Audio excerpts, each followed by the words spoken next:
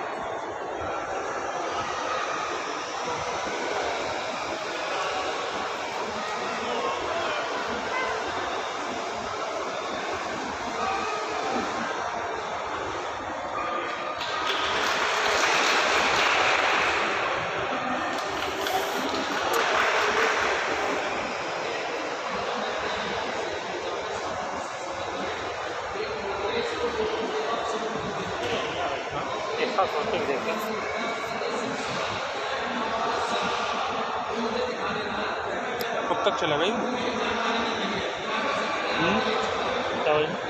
वो कब तक चला भाई?